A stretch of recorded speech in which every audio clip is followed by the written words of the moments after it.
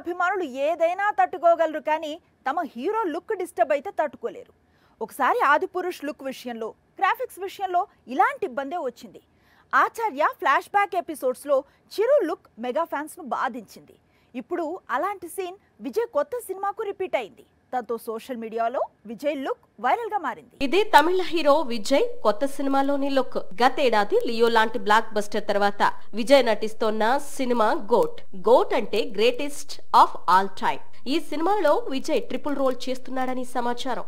అందులో ఒకటి young look కూడా ఉంది. దాంతో చిత్ర యూనిట్ డిఏజింగ్ టెక్నాలజీని వాడి కొన్ని సీన్స్ ను సాంగ్స్ ను ప్లాన్ చేసింది. అందులో భాగంగా రిలీజ్ అయిన సాంగ్ స్పార్క్. సాధారణంగా విజయ్ సినిమా సాంగ్స్ అంటే చాలా క్రేజ్ ఉంటుంది, కానీ గోట్ కు అలాంటి క్రేజ్ రిపీట్ కాలేదు.